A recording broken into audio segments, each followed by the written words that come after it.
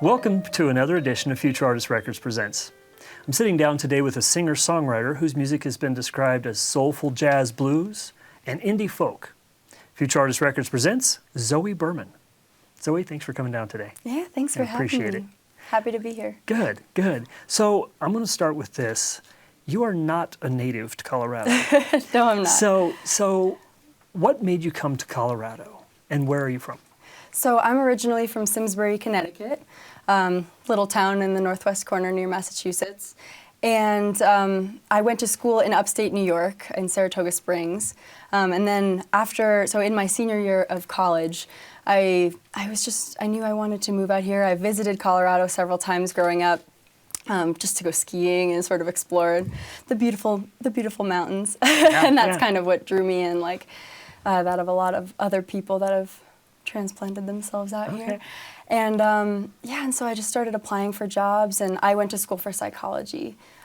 So I applied for a lot of psychology lab positions, and it worked out that I was able to move to Fort Collins and start a position at CSU. Oh, cool. And so I worked in that for a year, and I've been here ever since. And here you are. And here I am.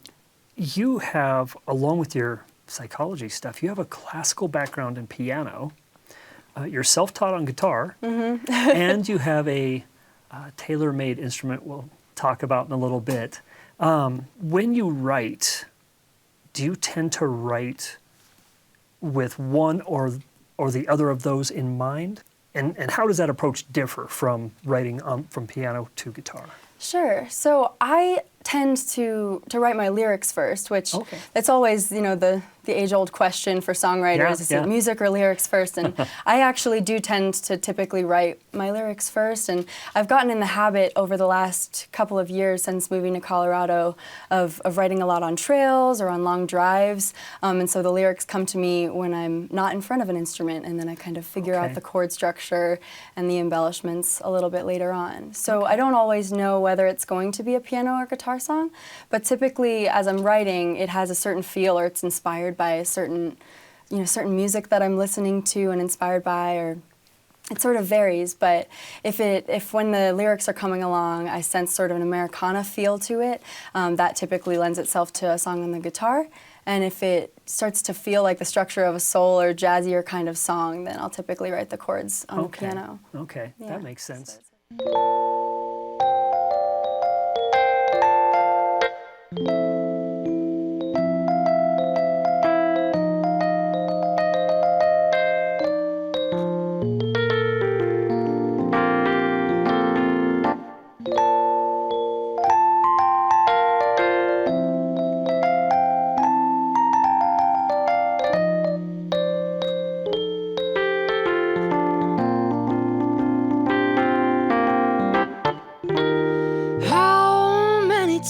Have you heard? I wish a day is gone away. But with all that is in you, patience is a virtue, and eventually those good things surely will come. But I'm sick of sitting, waiting, wishing, dying with being treated like shit, feeling strong.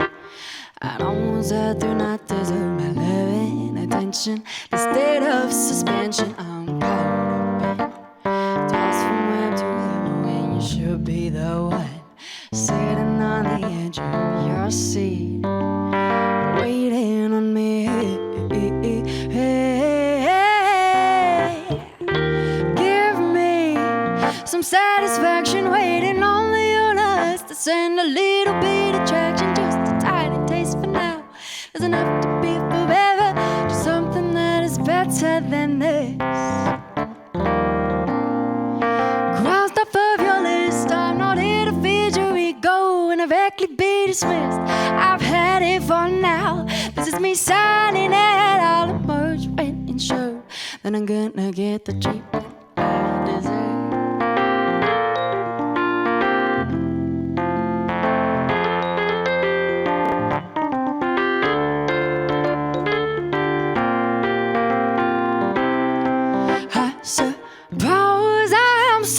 to blame for playing part in this game. When the winners are losers, just emotional abusers and victims left in their wake.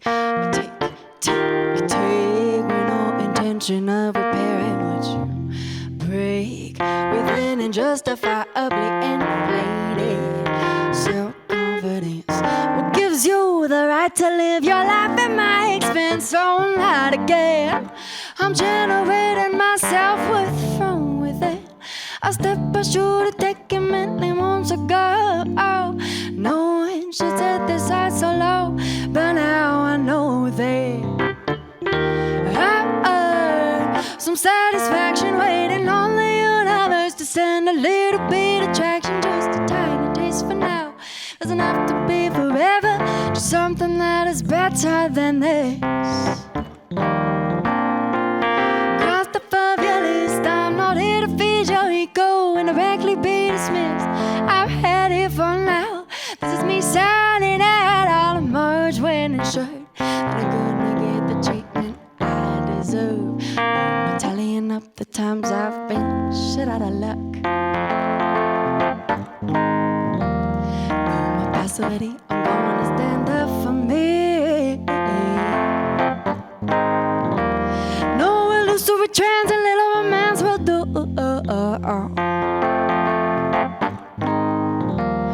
But I remain convinced that somewhere love does exist.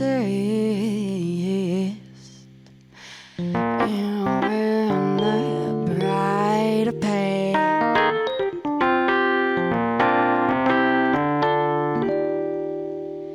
Reveals itself as seek. Some satisfaction waiting on the universe to send a little bit of traction, just a tiny taste for now. Doesn't have to be forever, just something that is better than this. Crossed off of your list, I'm not here to be your ego and directly be dismissed. I've had it for now. This is me signing out. I'll emerge when it's sure that I'm gonna get the treatment I deserve.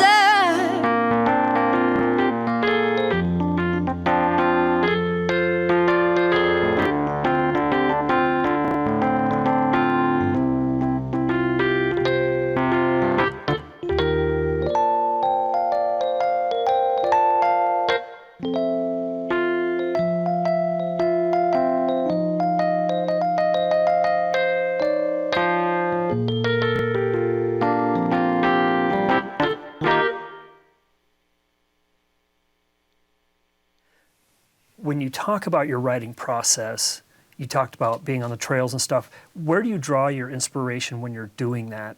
And how do you approach your writing based on that? Because you mentioned sometimes it depends on what you're listening to, sometimes you're on the trail. So how does that work? Yeah, it just varies. Depends. Do you Yeah, have it any depends on stories when that- inspiration sort of strikes. But Yeah. I found in a lot of ways, I'm often inspired by other musicians. Sure. And then I'll sometimes, if I'm feeling a little bit stumped and I want to force myself into exploring a new area or writing a new type of song, then I'll listen to an artist that I'm really inspired by, and then I'll try to emulate that artist and not copying too much, but Sure. just sort of write something that's listen to an album of theirs and then see what sort of comes in response to that. But yeah, sometimes I'm just inspired by, since moving out here, I've sometimes just been inspired by Colorado itself. Sure. Or when I've been traveling, just some of the different places that I've been in. I have, and we'll talk later, I'm sure, about my upcoming EP, but there's a song on the EP called Edit, Delete, and Save, and that's one specific example of a tune I wrote on a trail in the Poudre Canyon, and it's a song about, I was on this trail by myself, just solo hiking, and I was thinking about how the last time that I was there was with a guy that I was seeing, and all these memories were being conjured up just by being in that place again.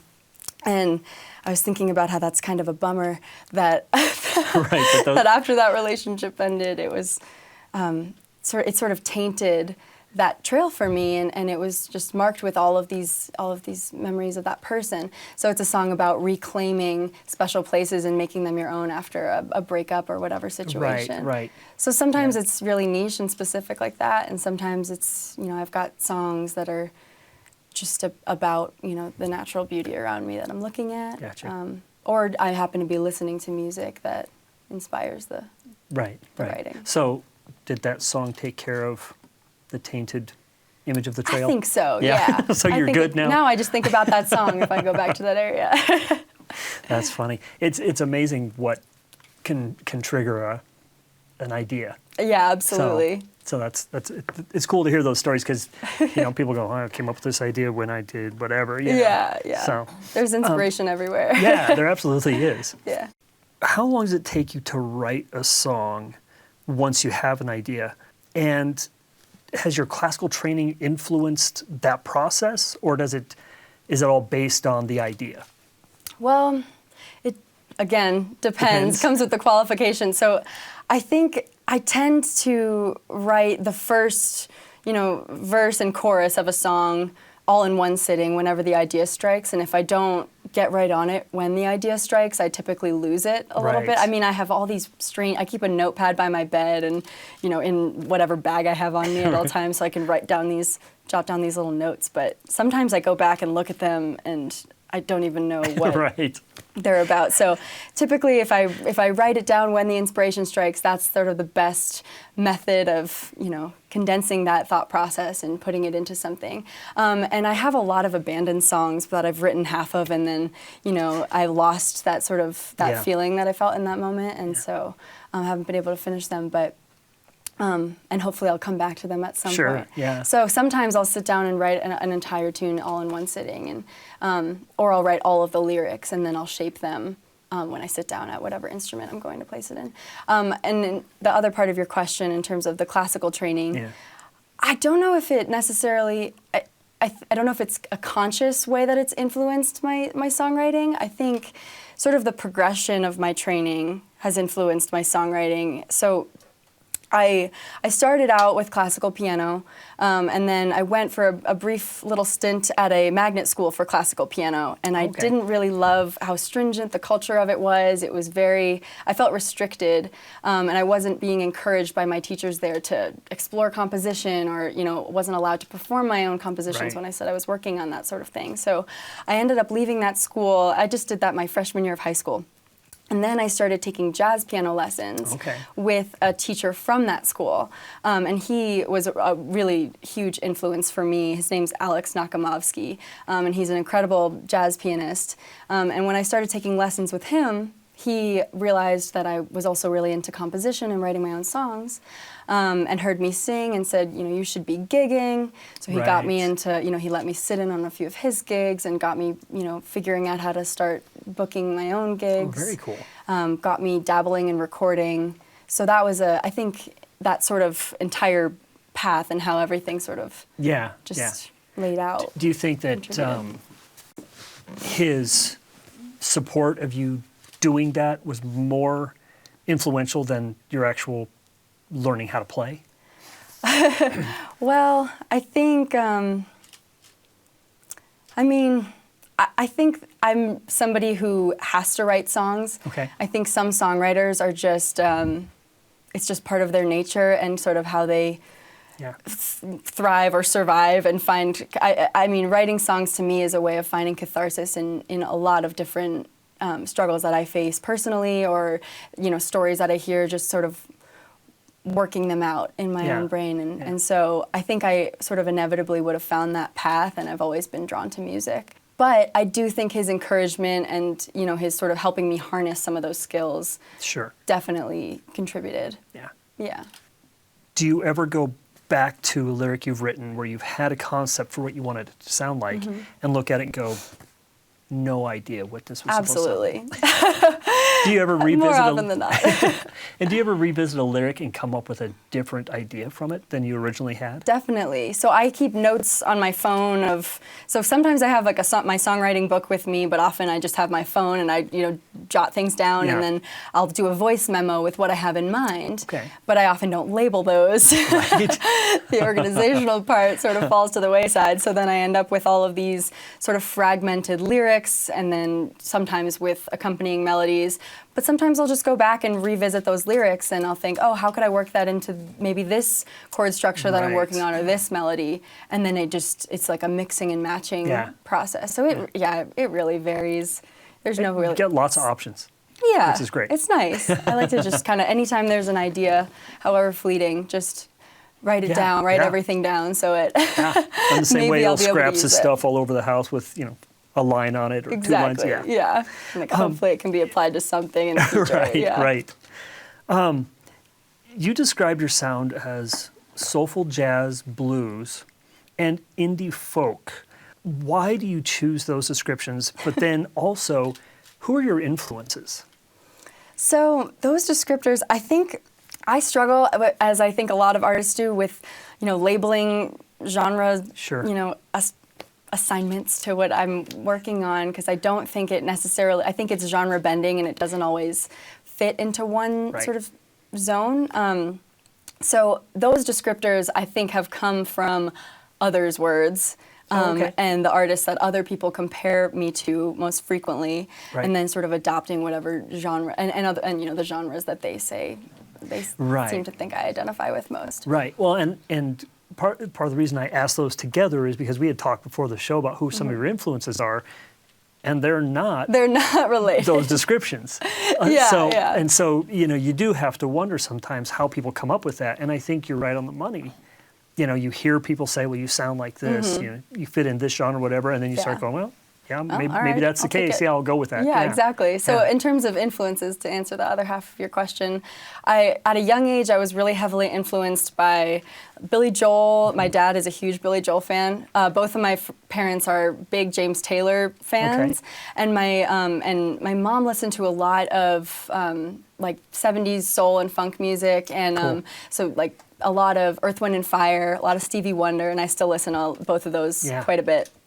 And so sort of a blend of, I think, I don't know if my music sounds like a confluence of all of those artists, but I think I do draw bits and pieces from those early influences in terms of, there's the singer-songwriter sort of acoustic troubadour sound, as well as the, the more R&B, soulful, funkier sound. I listen to a lot of funk music. Cool. And I don't know if that translates in my own music. I hope someday, maybe. I've been trying to force myself to write some more funk music, but I think it's... Do you feel like as you write, even if you're trying to go into one direction, you kind of tend to shift to kind of a standard? Yeah, I don't know about a standard, but I think there's an intrinsic sort of me-ness that comes out in all of my music, regardless of what I try, whatever exercise I'm trying to, experiment with.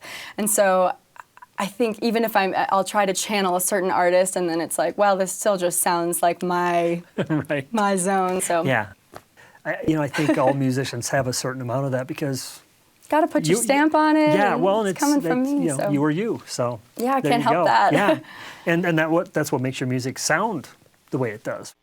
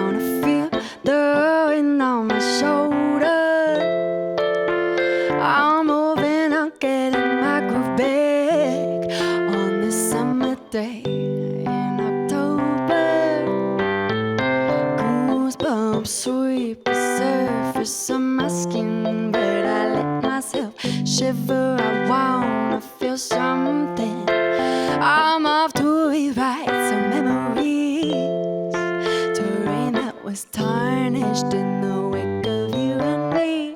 You can temporarily knock the sweetness out of me, but I keep producing, honey. I lent you a little time, but I'm taking back what's mine. All of the things that you took from me. I took a leap of faith and shared my favorite spaces with you, babe. But that don't mean those memories can't be easily replaced. I'm erasing you from those scenes I once knew and reclaiming them for me. Hate it, delete it, say.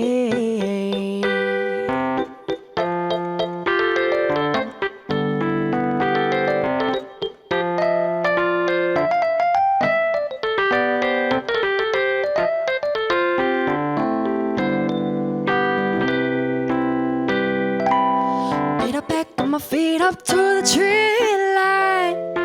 I'm drinking in that mountain. Hey, these bluebirds kind of clouds inside is far more bright than when you and I were last here.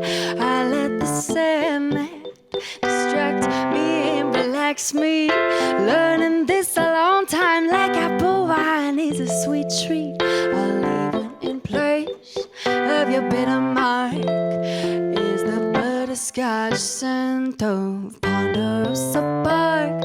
You can temporarily knock the sweetness out on me, but I keep producing, honey. I lent you a little time, but I'm taking back what's mine. All of the things that you took from me. I took a leap of faith and shared my favorite spaces with you, babe. But that don't mean those memories can't be easily replaced. I'm erasing you from those scenes I once knew and reclaiming them for me.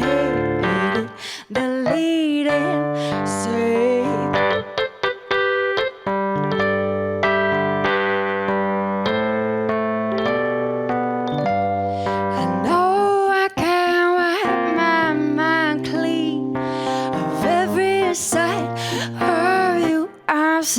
I'm sure that's good in you if I dig down deeper in my mind and days are through and I ain't losing no more sleep, no, losing no more sleep. You can temporarily knock the sweetness out on me, but I keep producing, honey. I lent you a little time, but I'm taking back what's mine. All of the things that you took from me. I took a leap of faith and shared my favorite spaces with you, babe. But that don't mean those memories can't be easily replaced. I'm erasing you from those scenes I once knew and reclaiming them for me. Hit it, delete it, say.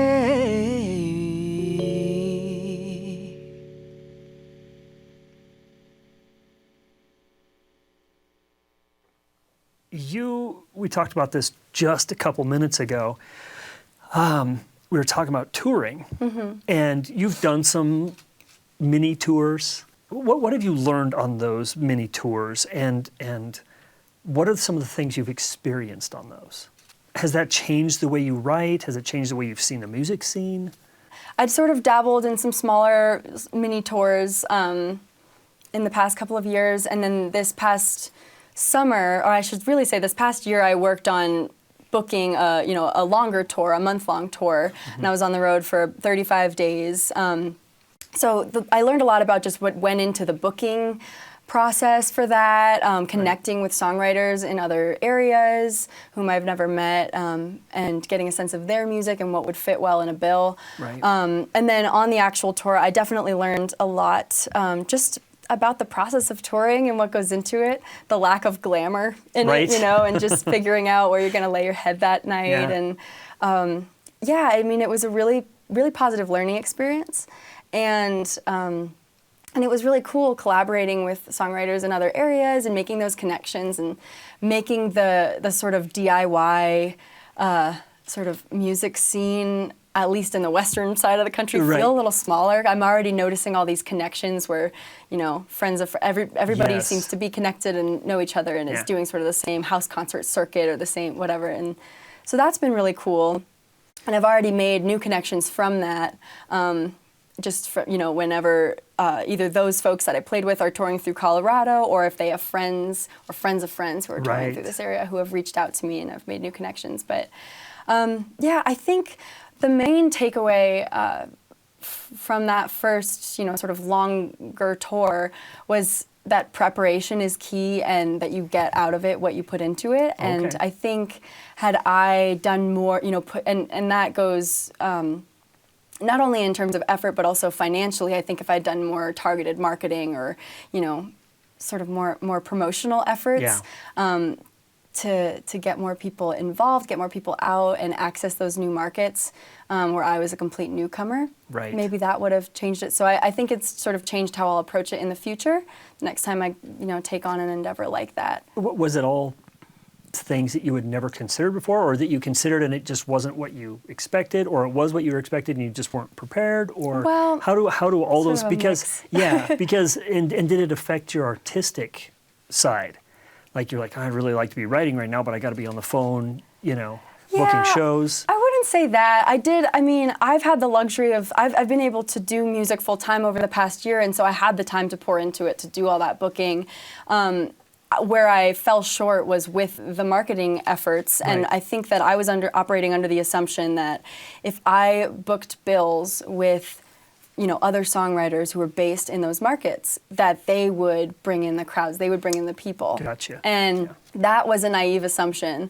And I think going into it, I would, first of all, I would love to just do the next tour. I'd love to just do a full all house concert, you know, kind of circuit. Because I find with those types of shows, you really make those genuine connections with new people, lasting connections. They, Right. you know, the enduring connections where they want to follow your sort of musical journey. And usually the hosts of those house concerts do bring people in. Whereas Right. artists, you know, we're all struggling with the same thing where, one, a lot of our network, a lot of our friends are other artists. So they're out Yes. playing their own gigs or, you know, busy with their own creative pursuits. Yeah. And so I would do that differently. I would still book bills with other artists, and it was great Sure. to meet them, but I would do something differently to ensure that there were other people coming out and Right. interacting with the music. Has your fan base grown the way you thought it would? From that tour, Yeah. I have a lot I have a lot of those folks that I met and interacted with on my email list, and you know, they get my newsletters, and I hope we'll interact again down the line. Right. But I think that there has to be a certain amount of follow-up as well, returning to those Right. places time and time again, and in order to even discern whether or not they're Gotcha. quote fans Yeah. or Right. at least enduring fans. Yeah. Yeah. So it's hard to tell. I mean, it's not all clean cut and pretty, and there's, you know, people do have a limited attention span Yes. and they're being inundated at all times Right. with so much. Yeah. music Everybody and wants media. part of their time and part of their money. Yeah. Yeah. So, did you have a pretty good response on this tour? Did you feel like the audience enjoyed what you were doing and were into what you're doing? Was it spotty? Was it? Yeah. You I mean, know, it was- you hear horror stories of, you know, oh, nobody showed up, or, you know, they booed me off the stage. But I definitely didn't have any booing experiences. I'm grateful for that. I did have a few gigs where, you know, it was minimal people showing up, or a room full of people where they were talking over me, which, you know, Right. happens in noisy bars and breweries and that kind of show. It's part of the job, and it's something that I'm trying to veer away from. So I guess one result of that tour, and this is also just a result of a lot of the gigs that I've done over the past year, or the past several years, is just wanting to veer away from that type of show and really devote my efforts to booking, you know, shows in listening rooms or places where people are there for music and they want to interact with the music. I found for the shows that I play, you know, once I had the audience there and the people that wanted to interact, I had a really positive response. Cool. But it's a matter of getting people there in the first place and getting people who want to interact with music and they're not just there to, you know, drink and hang out with their buddies. Right, and just want background noise. Yeah. Which is cool too. Like people can do their thing. It's just as an I don't artist, think though, my it can be music lends challenging. itself to that. Right. Yeah. Tom, my co-producer, and I saw you. You were playing in one of those little listening room type settings, and you were performing primarily with an acoustic setup. What changes do you make? Because I know you do play with a band occasionally. What changes do you have to make between your acoustic sets and your band sets, outside of the number of instruments? You know, how does that change when you perform and where you perform? Yeah. So when I'm playing in places where I think it would lend itself to that venue to have the full band setup, I try to make that happen. And I've been working with the musicians that played on my EP, so they were already familiar with some of the songs, and I've been teaching them some of the newer ones. And a couple of those guys are also in this funk band project that I was working on for the last year. And so we're already really familiar with each other's sort of sound, and are good collaborators, and so it's just kind of an easy flow and an easy setup. But it's been magical for me just to get other instrumentation on my songs, because I think I hear them a certain way, and to hear that fullness and that I don't know, all of that power sort of realized and brought to fruition, it feels really positive. I love sharing my music with other people and getting other instrumentation involved. And just giving it a backbeat beyond just my one woman band shtick. So it's always really, I love playing with a full band. I think it brings a lot more energy to the songs. Sure. Makes them just. Do you write with a band in mind when you write, or do you just write and it turns out the way it turns out? So I wrote just really with as a sort of my solo singer-songwriter setup in mind for a long time, and so a lot of the songs that they've learned of mine were written really just for me, and I had to tone back some of my embellishments and my, especially with the piano, sometimes I go a little crazy, and because I'm just having fun with it, and I do a lot of, there's a lot of soloing and a lot of just little bits and pieces here and there. And so lately I've been trying, as sort of an exercise, trying to tone it back and write more with a band in mind, write a little bit toned back piano parts that lend themselves more readily to other instrumentation filling in. Does it change the structure when you write then? Are you more, rather than allowing yourself to kind of improv whenever you want and stuff, do you tend to build it differently? Yeah, and I think that typically comes in the process of teaching it to a band, because then it's like, okay, well, let's solidify what is happening here. Who's soloing in this section, or how is this going to go? And I think lately in general, and not with a band in mind, but maybe subconsciously to some extent, I have been trying to limit myself to more concrete song structures. Gotcha. And part of that is timing-wise, because sometimes I found a lot of the older songs that I've written, I let myself run wild, and they end up being a 6-minute song. And which can be cool. Whereas Billy Joel, cut it down to 3:05, gotta bring it back. So I've been trying to limit myself a little bit with the song structure and make it a little bit more concrete. Gotcha.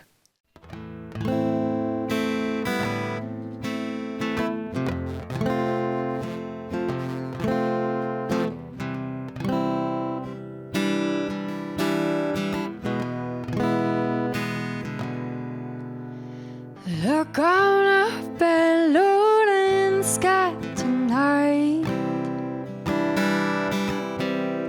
miraculously gleaming brighter than the darkest white. Let's curl up and watch her wax and wane, and find a vacant field to howl when she's full again.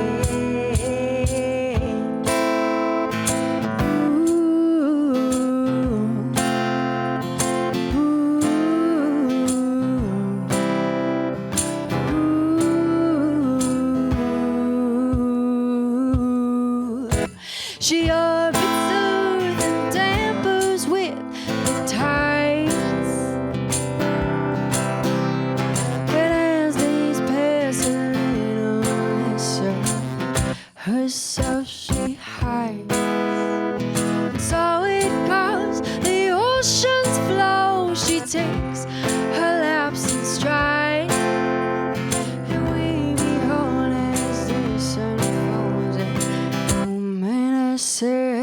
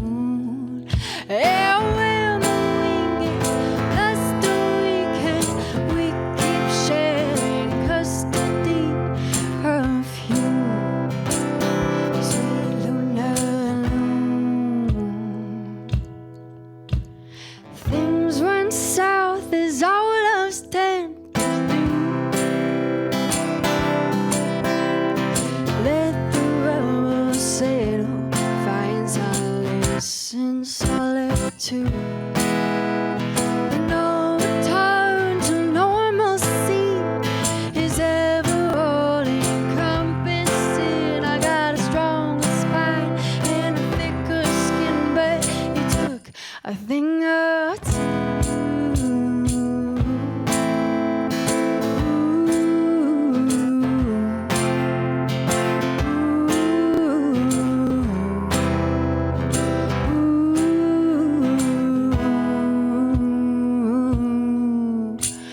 Once a neutral stone among the stars is now riddled with memories I'd rather not recall.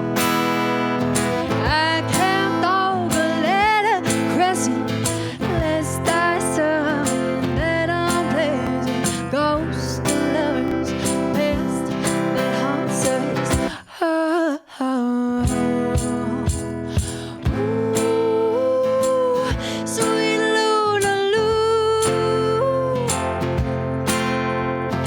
Honey, can we help at the moon? Well, the wing gets lost away.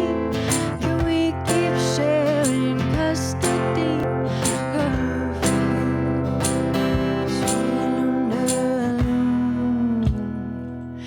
I wanna look on up at Luna in the sky tonight and marvel at her majesty. No signs of you inside. We've mentioned it a couple times. You're working on a new project right now, and we talked about the difference in deciding whether it's an EP or an album. Yeah. Song length, number of songs, Right. those kinds of things, and that can all be very tricky. It Yeah. depends what your audience is looking for. But talk about your recording experiences and processes.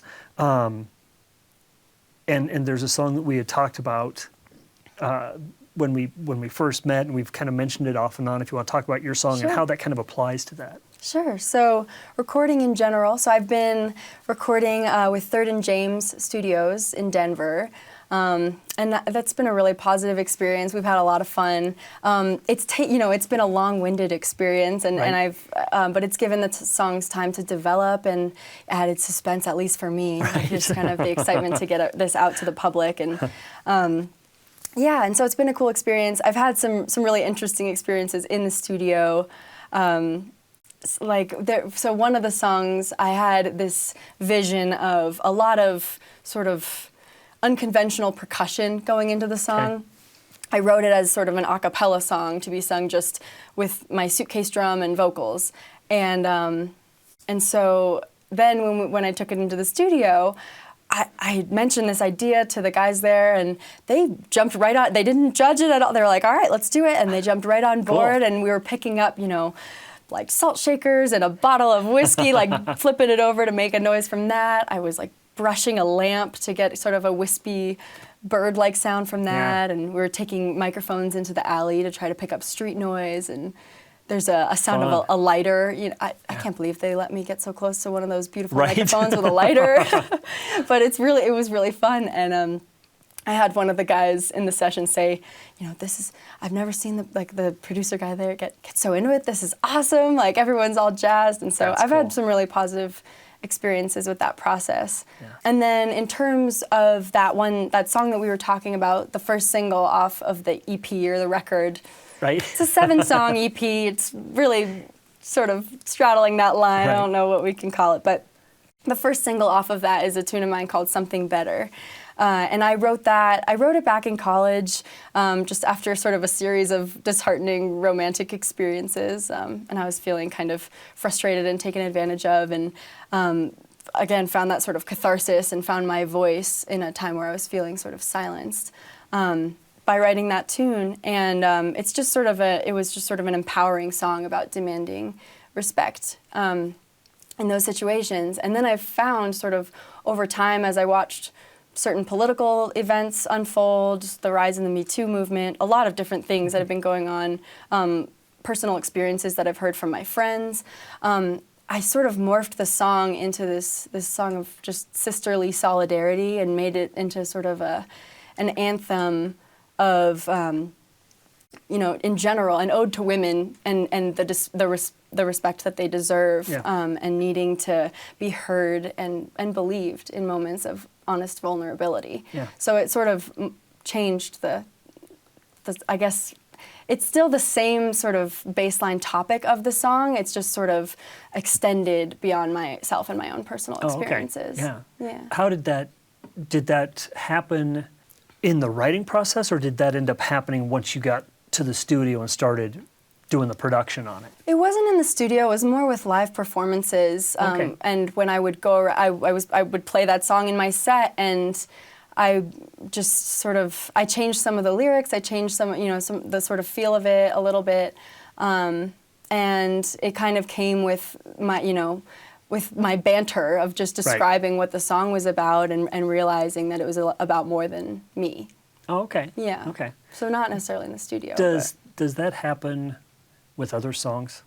That as you perform them, they tend to change? Or once you get to the studio and start actually doing production, you're like, oh, you know, the song needs to go a different direction now because of the setting? Sometimes. Yeah. It's, you know, it depends. I think I like to really find my songs through live performance. So I write them and they feel like this thing that's mine and is, you know, is this bottled, or I guess not bottled up, but just very shielded personal expression of whatever I was going through when I wrote the song. Unless it's I mean, I have songs that are about other stories, and those don't really feel like mine to begin with, because I feel like I'm just, you know, lyricizing someone else's experience. Yeah. But the ones that are really near and dear to my heart and about my own experiences, they feel like mine, and then I start to play them live, and they become less about me and more about that shared experience. And if I connect with someone in the audience and they say, hey, I really liked that song, it made me think of, you know, feel this way or think of this person. Yeah. I think that can often change how I feel about the song and what it starts to feel like it's about. Yeah. So I want to kind of go off track here for just a second and talk again about your acoustic setup. Sure. Because you have a unique setup. And I remember Tom and I looking at each other when you set up and started to play and going, what's that thing? This is interesting. This is very different. So you've got a keyboard on the stage, you've got your guitar, but you also have a tailor-made suitcase drum. Why don't you tell us kind of what that is, how it fits into your performance, and how you came about making yours? Yeah, so I can't take too much credit. I had a lot of help from a friend, but so I, for a long time, had been wanting, I've got some experience playing with, you know, in some percussion. I played in a percussion ensemble in college, and I've done some stuff with percussion, and I really wanted to have an element in my live setup that allowed me to incorporate percussion without incorporating another human being. And I love Shaky Graves. I don't know if you've heard of him. He's a singer-songwriter.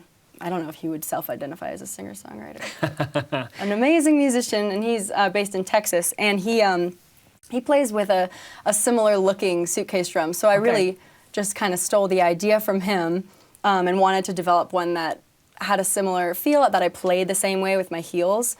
And so I went to my friend who goes by Rooster, and he's a great musician, and he is a luthier in Fort Collins and owns a banjo shop called Cloverlick Banjo Shop. He's got all the power tools and the skill set to go with him. And and he had actually just helped another friend build a different type of suitcase drum that involved a bench.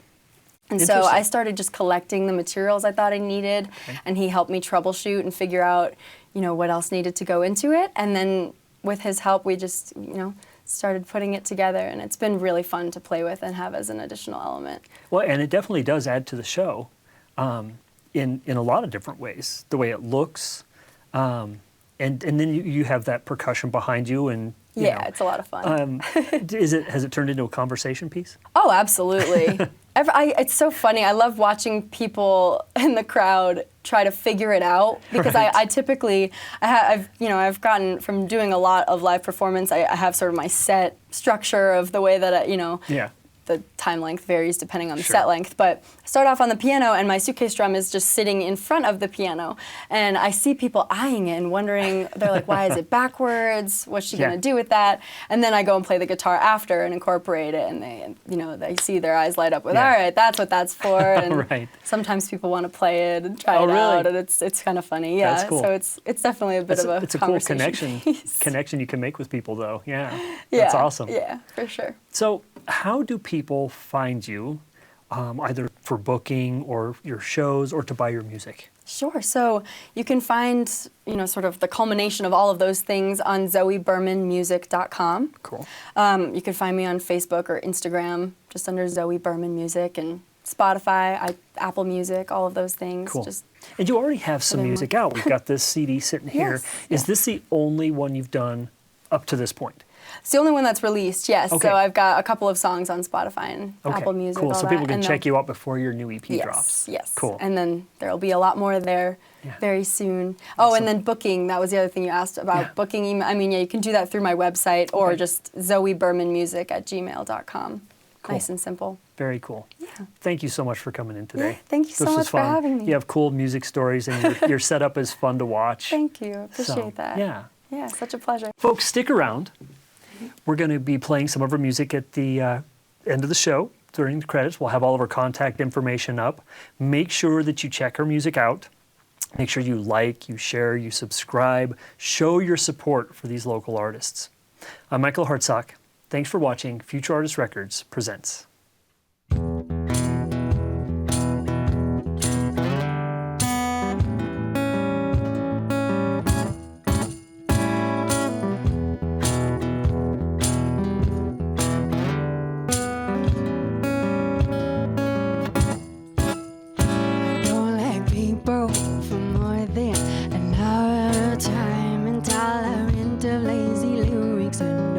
You're too right. I can be jagged and senseless, a velvety smooth. You'll get a check or a trick depending on my current mood. I don't like cheese or tequila or the cold side of the pillow. I can be hard, I can be soft. I'm both the shark and the minnow. I might let you in, but then I might just spit you right out. I'll follow every sweet smile with a piercing power.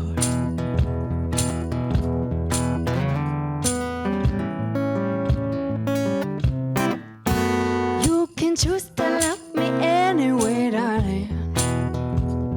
Or maybe it ain't a choice at all. You've been sucked into my vortex, no way to know what's up next. I keep you at the edge of your seat. I'm burning cold and freezing heat.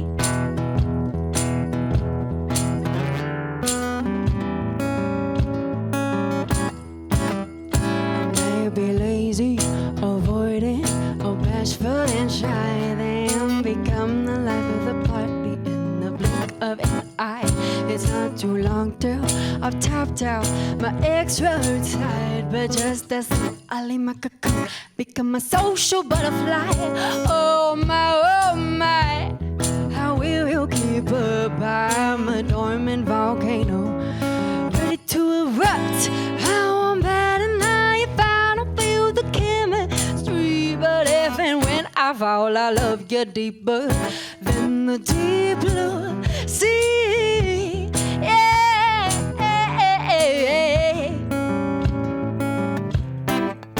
Oh, you can choose to love me anyway, darling.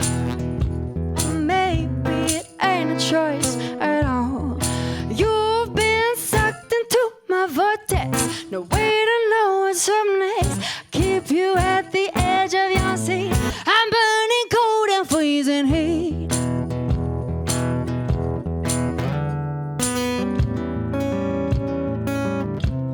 I might give you frostbite, but honey, this I vow, I'll melt your heart with candy kisses and heat you up somehow. Can't apologize for the consistency that I lack, but if you didn't want the icy heart, you wouldn't have bought the jumbo pack.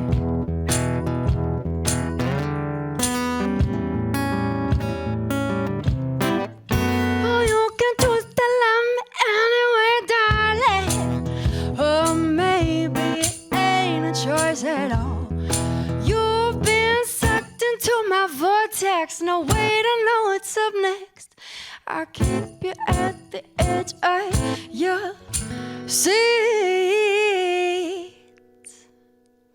I'm burning cold and freezing heat.